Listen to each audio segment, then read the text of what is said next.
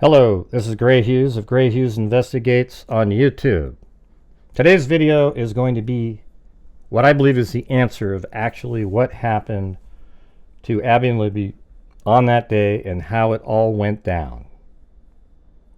So as we know, Richard Allen has been convicted by 12 jurors who, when prior people like me would say, I believe Richard Allen did it, 100%.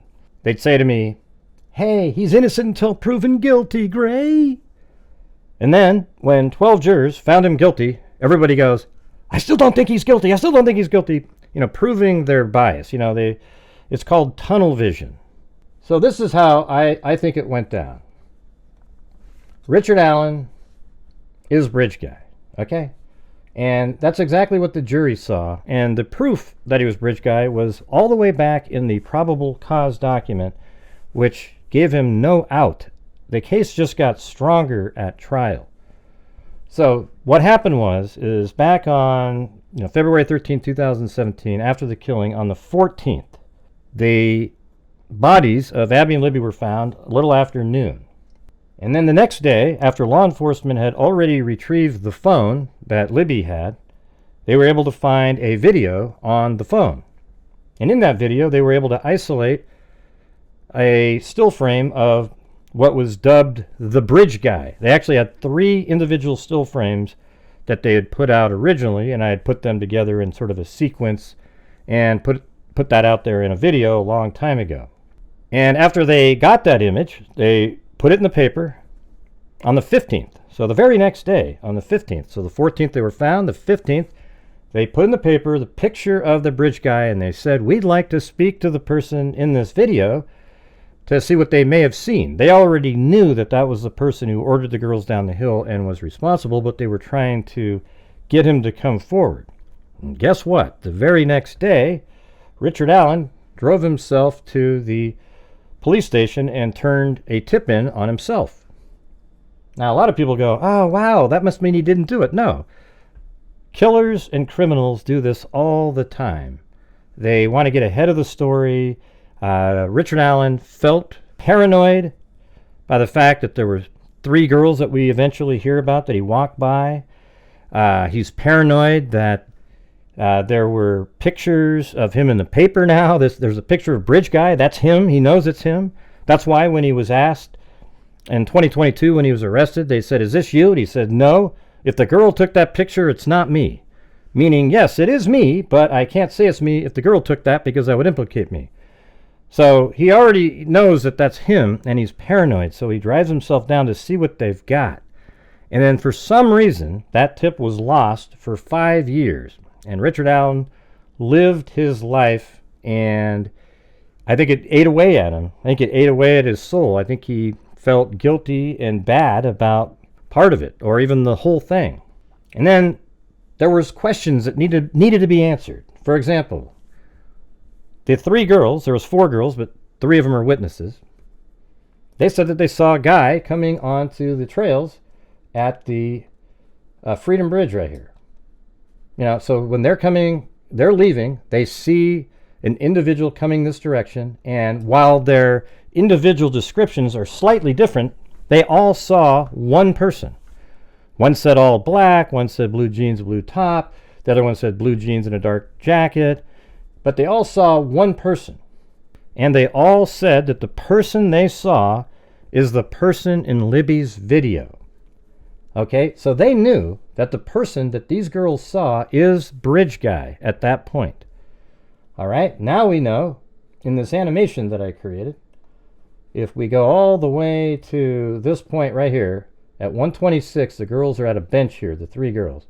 And then Richard Allen's vehicle drives by at 127. And then it parks over at the abandoned CPS building right there. And that's probably going to be about 129. Then gets out of the vehicle, and as these girls are leaving, they see him. Now, Richard Allen will claim, because the girls also said that they were at the Freedom Bridge at 12:15 to 12:25. I cannot remember the exact time frame that was at trial. And then they walked to the Monon High Bridge over here. They were at the Monon High Bridge at 12:43. They took a picture. So Richard Allen can't claim that he got there at 12 and left at 1:30 because Rayleigh and Bree and the rest of them, they all walked from the bridge at 12:15 to 12:20, the Freedom Bridge, to the Monenhigh Bridge. And they didn't see this person. And Richard Allen said when he got there, he went to the Monenhigh Bridge. Well, how come these girls did not see this person until they were leaving? So look at 1:26. They're at this bench. And then Richard Allen comes in, and as they're leaving, they see him. So that locks him in as arriving after 1:30 onto those trails. I have it about 1:33, 1:34. It takes 11 minutes walking briskly to get from that area to the start of the bridge. That would put him at the bridge from 1:44 to 1:45. Okay, now look at the red vehicle right there is Betsy Blair. Betsy Blair looks up, sees those same four girls crossing over Old State Road 25, then comes around, passes the Hoosier Harvest Store at 1:47, and then parks and gets out of her vehicle. Now look at Richard Allen. He said he went to the bridge to look at fish. So he's looking at fish there, and he gets there at 1:45, and Betsy Blair pulls up at like 1:47. Let's say she gets out at 1:48. He would have had to sprint, because it takes 6 minutes to get from here to here walking quickly. So he would have to sprint this way to get past over here so that when Betsy Blair was walking, she didn't see him. But that was never mentioned. So Richard Allen said he was standing on platform 1 when he went to look at fish.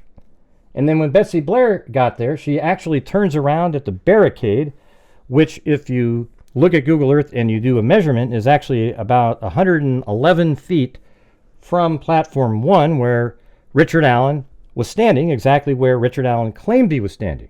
Richard Allen also claims that he was wearing light blue jeans, a dark blue Carhartt jacket with a hoodie and some sort of head covering, which is exactly what the bridge guy is wearing, which matches exactly what Bree and Rayleigh and the others saw as they were exiting the trails over by the Freedom Bridge.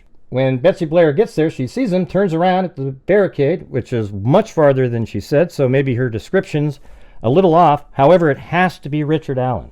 And the reason it has to be Richard Allen is because there's only a 3-minute window. You would have to believe there were two people that looked exactly similar with the same clothing on, but maybe there's a younger guy that was a little taller and dark and had brown poofy hair. And, so when Betsy Blair got there, she sees that person. But Richard Allen hid somewhere in the woods when that person was there. And then when Richard Allen left, he somehow didn't pass any other person because he snuck through the woods. But why would he sneak through the woods when he didn't do anything? Because Betsy Blair gets to the bridge, turns around, walks all the way back to the Freedom Bridge over here, comes back and never sees him again. And even at this point, from here, you can see all the way to there, and didn't see Richard Allen, or AKA Bridge Guy. Didn't see him. And the reason she didn't see him is because Richard Allen is taking the girls down the hill alone. There isn't a soul in the park at this point, and then takes them across the creek where he ends up killing them. So let's just back up a little bit for a second here. Abby and Libby would have passed Betsy Blair at around 1:56 to 1:57, right around in this area. She said she was halfway back. But Abby and Libby are walking a little slower. So from here to the start of the bridge, they probably got to the bridge at 2 o'clock to 2:01. And that makes complete sense because when they take the first photograph out here, a little bit past platform 2 is where the image of the full length of the bridge was taken. That was at 2:05. And then 2:07, there's a photograph taken, but it wasn't in the cache of the phone.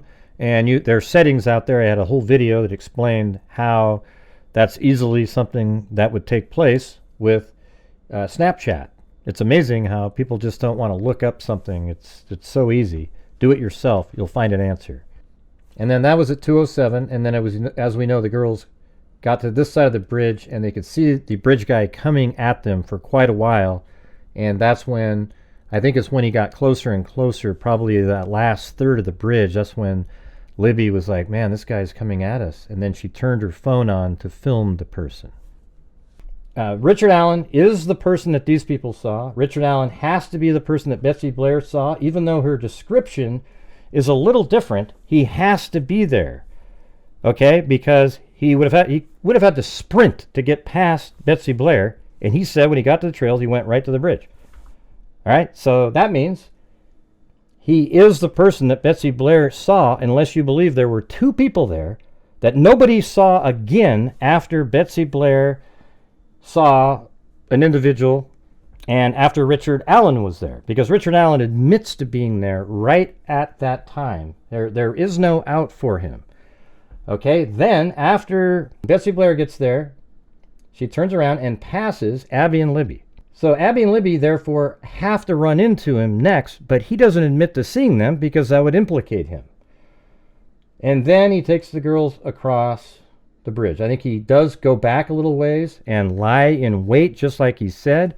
So here's Richard Allen's story, that he was over at his mother's house in Peru, Indiana, which is really, I think it's Mexico, Indiana, just north, like 2.5, 3 miles north of Peru, Indiana.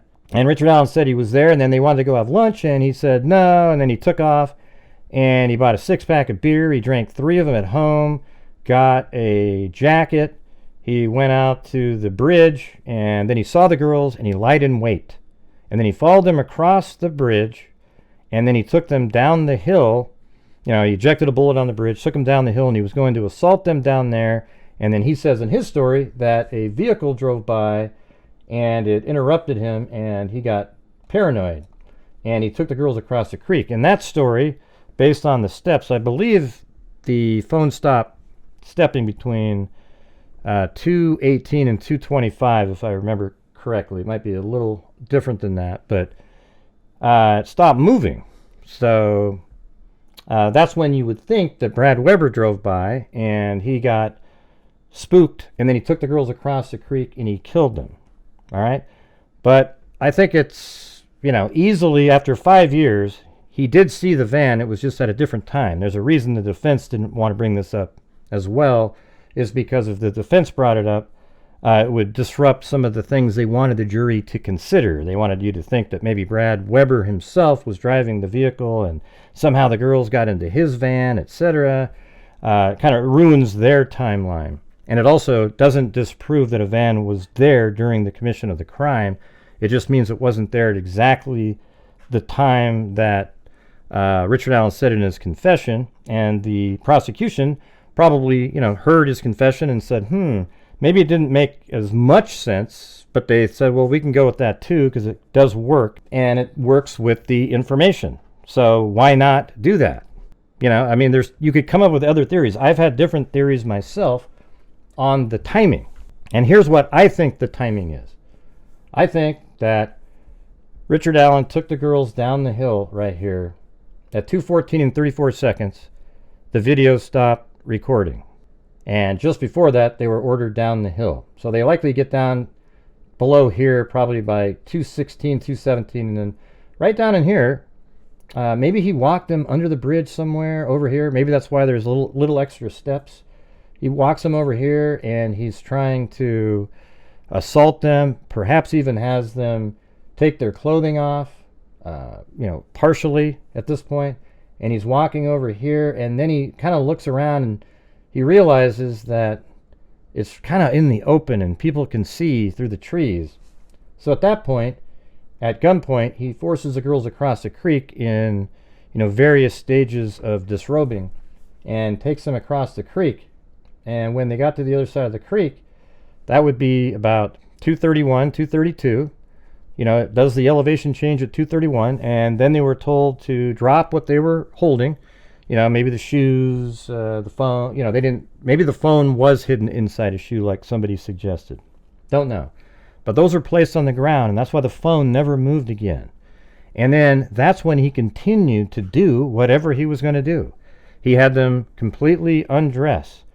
A lot of the clothing was thrown into the water. I think Libby's clothing was still on the shore, but all the rest of the clothing was in the water, other than what Abby has on later. So he has them completely undressed. I think Abby was allowed to keep her pink top on, but other than that, she was probably made to undress by Richard Allen at gunpoint.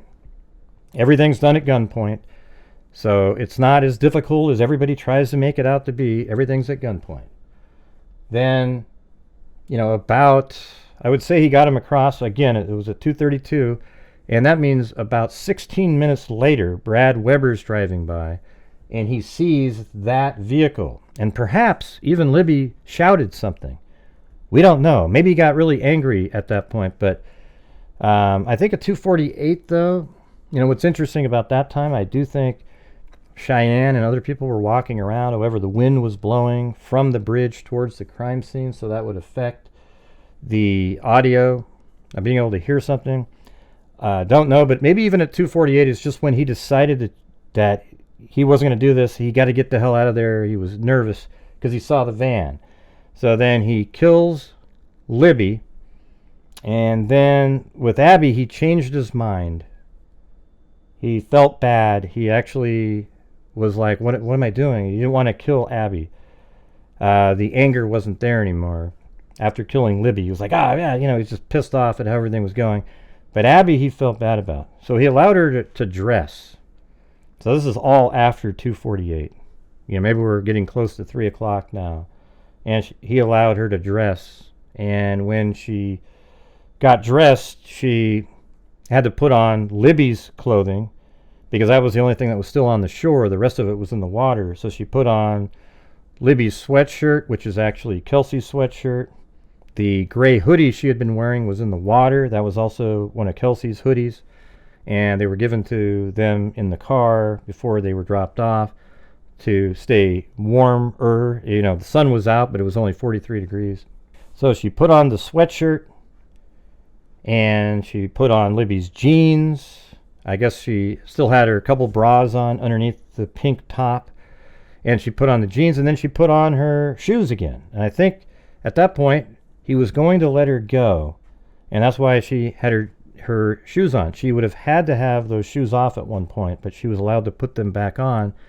And then I think he just changed his mind. He goes, she's going to recognize me at some point over at the CVS pharmacy. And then he killed her. And I think that's what he's talking about when, even in his confession, when he says, I didn't want them to suffer, and out of selfishness, I killed them and went on to live my life. And I think the selfishness that he's referring to is when he killed Abby. Abby was something like he changed his mind. He was going to let her live. But out of pure selfishness, he actually registered that in his mind that he's doing it for self-preservation. He's killing her. I don't think Libby was killed with the same thought process in his mind. I think that was a killing where, maybe he was struggling with her a little bit, and the van drives by and he freaks out and he kills her. But when it came to Abby, that's when he had a little bit of remorse. And I think that that's when he killed her, and he went on to live his life, and he kind of withered away over the years. I always kind of likened him to Gollum from Lord of the Rings, where, the burden of the ring made him wither away. In his case, the burden of the killings made him wither away. He didn't tell his wife that he was on the bridge. I think his wife even at some point thought, man, that looks just like my husband. But he said he wasn't on the bridge, so she was willing to believe that it wasn't him on the bridge. But when Holman was interviewing both of them and brought Kathy Allen in, she said, you didn't tell me you were on the bridge. And you would only say that if you had really thought that looked like your husband prior. She thought that the picture that was put out there looked like him, but was willing not to believe it because he said he wasn't on the bridge. And I found it interesting that Richard Allen confessed many times, but in the written words that he said based on the reporting is that many times he tried to convince his family that he did it. He was trying to unburden his soul. He was exercising, reading the Bible, etc. And I think he wanted to unburden himself, and he told his family, hey, I did it. And they said, no, you didn't. No, I just want you to believe I did it. And they wouldn't listen to him. What Richard Allen really wanted to know was, would they still love him even if they knew he actually committed this crime? And many times he didn't get the right answer. They would say, yes, I love you, but you didn't do it. Eventually, in one of the conversations with his mother, he said, I just want to know if you'll love me if I did it. Yeah, but we know you didn't do it. And he said, no, I did do it. I just want to know if you'll still love me, even if you know that I did it. And the mother finally said, yes. And so that could serve two purposes. Now he probably doesn't think he needs to come forward. He wants to see if he can get off because he's safe either way now. Now his mother will love him regardless of what happened. So now maybe he doesn't feel like he needs to confess. And, if he makes things right with God before dying at least, he'll still go to heaven and get to meet them, he believes. So this kind of dovetails with the crime scene. He felt guilty about doing it. And then years later, he was trying to confess to his family to let them know that he did it, but just wanted to make sure that they still loved him, and nobody would listen. His mother finally said something, but I think at that point it was too late. The defense attorneys had already got their grubby hands into him and convinced him to, go for an attempted out. If you look at the trial that happened, it was pathetic what the defense put out there. Now, people that are pro Richard Allen will say, well, that's because they weren't allowed to do the Odinist stuff and all these other things. And remember how big the Odinist stuff is? But now they're putting out Ron Logan information. And by the way, the Ron Logan information is ridiculous. The Ron Logan information is a polygraph tester was interviewing a person who claims to have talked to Ron Logan. Okay? And the polygrapher, while writing down the notes, he actually failed the person in the polygraph test. So you have double hearsay, and one of the levels was a failed polygraph test. Isn't that ridiculous? The time that Brad Weber drove by is different, but I think I just explained to you how easy it is to attribute him being nervous at a different time. He just didn't remember exactly when it was, but he is one of the only people out there other than Brad Weber who knew that the van was there at that time. So interestingly, after Kathy Shank found the tip, all those years after the murders, 5 years later, she finds the tip. I think it was in September of 2022. Kathy Shank comes up with the tip, and Richard Allen answered every single question that they had had over the years. If you remember, Doug Carter said, we want to know who the driver of the vehicle that was parked at the abandoned CPS building was. Well, that's Richard Allen. He admits to parking there. They wanted to know who the individual was that Bree, Rayleigh, and the others saw walking by the Freedom Bridge. They wanted to know the person that Betsy Blair saw at the Monenhigh Bridge, standing on platform 1. Richard Allen answered that question. They wanted to know who the person in Libby's video is. Well, Richard Allen answers that question because he said he was wearing exactly the same clothing that that person was wearing and placed himself there at the time. The bullet, the Sarah Carbaugh, is unnecessary in this case because Richard Allen is Bridge Guy. He's the person that took Abby and Libby down the hill, took them across the creek, killed them over there, and then was spooked by a white van, and he went on to live his life, but uncomfortably for 5 years. All right, so that is my theory right there. Now, you might have a different theory. I'm sure you will if you're one of the Richard Allen fanboys or fangirls out there that want to free a double child killer. You might be happy trying to do that, trying to find that little out, that little angle, that little piece of sort of some kind of information. There is no exculpatory information regarding Richard Allen. Is there information that might point to another person being involved? Well, I guess we'll find out. Will Richard Allen come forward and admit that there was another person involved? Stay tuned.